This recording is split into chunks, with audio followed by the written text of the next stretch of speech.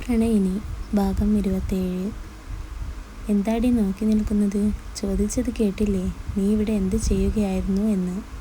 ഒന്നും മിണ്ടാതെ നോക്കി നിൽക്കുന്ന കീർത്തുവിനെ ചേർത്ത് പിടിച്ചുകൊണ്ട് ദേഷ്യം ഒട്ടും കുറക്കാതെ അപ്പു ചോദിച്ചപ്പോൾ അവൾ ഒന്നും മിണ്ടാതെ അവൻ്റെ നെഞ്ചിൽ മുഖം അമർത്തി നിന്നു.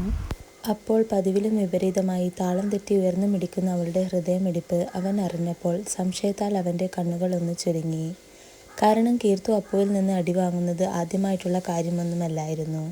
പക്ഷേ ഇപ്പോൾ അവളിൽ എന്തോ ഒരു വിഷമമോ അങ്ങനെ എന്തോ വന്ന് കിടപ്പുണ്ട് എന്ന് അവന് മനസ്സിലായി.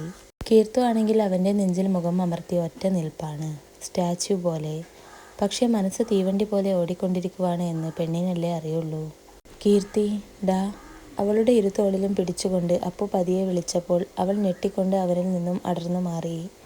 അപ്പോളായിരുന്നു അപ്പു അവളുടെ കവിളിൽ തെളിഞ്ഞു കാണുന്ന തൻ്റെ വിരലിൻ്റെ അടയാളം കണ്ടത്. അത് കണ്ടപ്പോൾ എന്തോ അവനും വല്ലാത്ത വിഷമം വന്നു. കാണാതെ വന്നപ്പോൾ ആ ടെൻഷനും പേടിയും ഒക്കെ ദേഷ്യമായി മാറിയപ്പോൾ അടിച്ചു പോയതാ. വേണ്ടിയിരുന്നില്ല. പാവം അപ്പു ആത്മ. കീർത്തി, സോറി ഡി, ഐ ആം റിയലി സോറി. പെട്ടെന്ന് നിന്നെ കാണാതെ വന്നപ്പോൾ ആ ടെൻഷനിൽ അടിച്ചു പോയതാ. അപ്പു അതും പറഞ്ഞ് അവളെ നോവിക്കാതെ കവിളിൽ അമർത്തി ചുംബിച്ചപ്പോൾ ഒന്ന് പുളഞ്ഞു കൊണ്ടവൾ കണ്ണുകൾ ഇറുക്കി അടച്ചു. അപ്പോൾ അടഞ്ഞ കൺകോണിൽ നിന്ന് കണ്ണുനീർ ഒഴുകി ഇറങ്ങുന്നുണ്ടായിരുന്നു. അവൾക്ക് എന്തൊക്കെയോ സംഭവിച്ചിട്ടുണ്ട് എന്ന് ഉറപ്പായ അപ്പു കീർത്തുവിനെയും കൂട്ടി നേരെ പോയത് പാർക്കിംഗ് ഏരിയയിലായിരുന്നു. അവിടെ നിർത്തിവെച്ചിരിക്കുന്ന തൻ്റെ കാറിൻ്റെ ബാക്ക് സീറ്റിൽ കീർത്തുവിനെ കയറ്റിയിരുത്തിയ ശേഷം അവനും കൂടെ ഇരുന്നു. എന്തു പറ്റി കീർത്തി? എന്തിനായി ഹൃദയം ഇങ്ങനെ മിടിച്ചുകൊണ്ടിരിക്കുന്നത്? നീ എന്നിൽ നിന്ന് എന്തെങ്കിലും മറയ്ക്കുന്നുണ്ടോ? ഒന്നും മിണ്ടാതെ തലയും താത്തിയിരിക്കുന്ന കീർത്തുവിൻ്റെ മുഖം പിടിച്ചുയർത്തിക്കൊണ്ട് വാത്സല്യത്തോടെ അപ്പു ചോദിച്ചു. അപ്പോൾ കുറച്ചു മുന്നേ അറിയാതെയാണേലും താൻ നന്ദന് വേണ്ടി ചിന്തിച്ചത് ഓർക്കവേ അവളുടെ ഹൃദയം പിടഞ്ഞു പോയിരുന്നു. ഒരു പൊട്ടിക്കരച്ചിലോടെ അവൾ അപ്പുവിൻ്റെ നെഞ്ചിൽ വീണ് എല്ലാ കാര്യവും പറഞ്ഞു. ഒന്നും മൊഴിയാതെ താൻ മനസ്സിൽ ചിന്തിച്ചത് പോലും പറഞ്ഞു. കരഞ്ഞുകൊണ്ട് അവൾ പറയുന്നത് ഒരുതരം ഞെട്ടലോടെയായിരുന്നു അപ്പു കേട്ടത്. അവൻ അവളോട് എന്ത് പറയണമെന്ന് പോലും മനസ്സിലാകുന്നില്ലായിരുന്നു. കീർത്തി, നീ ഇങ്ങനെ കരയില്ലേ? ആദ്യം നിന്റെ കരച്ചിലൊന്ന് നിർത്ത്.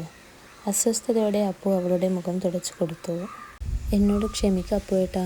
പെട്ടെന്ന് നന്ദേട്ടൻ അങ്ങനെ വന്ന് പറഞ്ഞപ്പോൾ ഒരു നിമിഷം ഞാനും ഒന്ന് ആഗ്രഹിച്ചു പോയി പഴയ ഏട്ടനെ. അല്ലാതെ അതിനുവേണ്ടി ആരുവിനെ ഏട്ടന് കൊടുക്കണമെന്നൊന്നും ഞാൻ മനസ്സിൽ പോലും വിചാരിച്ചിരുന്നതല്ല. കീർത്തി പറഞ്ഞപ്പോൾ അപ്പു ഒന്നും മിണ്ടാതെ അവളെ നോക്കിയിരിക്കുക തന്നെയായിരുന്നു. കീർത്തി, എങ്ങനെ തോന്നി നിനക്കങ്ങനെ? നിന്നെ ഞാൻ തല്ലിയിട്ടുണ്ടെങ്കിൽ ആ നിമിഷം നിന്നേക്കാൾ വേദന എനിക്കല്ലേടാ. നീ എൻ്റെ ജീവനല്ലേ.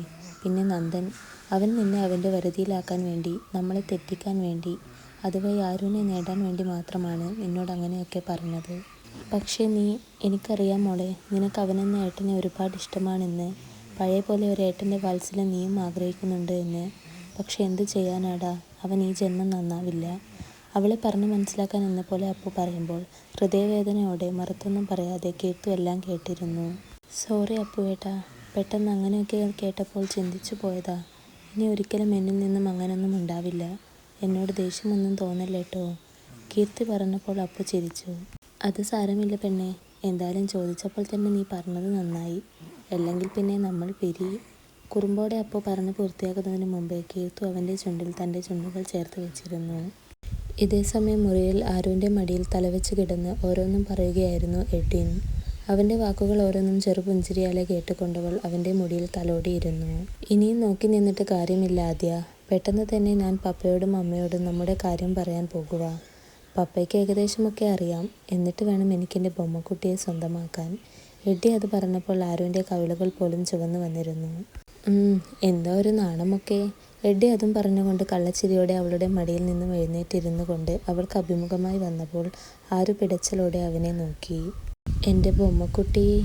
അവളെ ഇരുകയ്യാലെയും ചുറ്റിപ്പിടിച്ചുകൊണ്ട് നെറുകയിൽ അമർത്തി ചുംബിച്ചുകൊണ്ട് പ്രണയത്തോടെ എട്ടി വിളിച്ചപ്പോൾ ആരു നാണത്താൽ അവനെ നോക്കി. ആ നിമിഷം സ്വയം മറന്നുകൊണ്ടവൻ അവളെ തന്നെ നോക്കി നിന്നുപോയി. അപ്പോൾ അവൻ്റെ കണ്ണിലും മനസ്സിലും അവളെ ആദ്യം കണ്ടതു മുതലുള്ള ഓരോ കുഞ്ഞു കാര്യങ്ങളുമായിരുന്നു. നിന്നെപ്പോലൊരു പെണ്ണിനെ കിട്ടാൻ മാത്രം ഞാൻ എന്ത് പുണ്യമാണ് ചെയ്ത ആദ്യ. നീ എൻ്റെ പ്രാണനാ. ജീവശ്വാസം പോലെ കൊണ്ടു നടക്കുന്ന എൻ്റെ മാത്രം പ്രണയിനി. ആരുവിനെ നോക്കി അത് പറയുമ്പോൾ എഡ്ഡിയുടെ മിഴികൾ നിറഞ്ഞൊഴുകാൻ വെമ്പിയിരുന്നു. അപ്പോൾ അവൻ്റെ നിറഞ്ഞ കണ്ണുകൾ കണ്ടപ്പോൾ മറ്റൊന്നും ഓർക്കാതെ ആരു ഒന്ന് ഉയർന്നു വന്ന് എഡ്ഡിയുടെ മിഴിക്കോണിൽ നിന്നും അടർന്നു വീഴാനൊരുങ്ങുന്ന നീർത്തുള്ളിയെ തൻ്റെ അധരങ്ങളാൽ ആവാഹിച്ചിരുന്നു.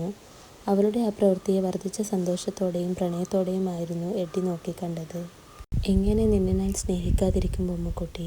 നീ എൻ്റെയാണ്, എൻ്റെ മാത്രം. ആർക്കും ഒന്നിനും നിന്നെ എന്നിൽ നിന്നും പിരിക്കുവാൻ സാധിക്കില്ല. അതിന് ഞാൻ സമ്മതിക്കില്ല. അവളെ നോക്കി നിൽക്കവേ അവൻ മനസ്സിൽ പറഞ്ഞു.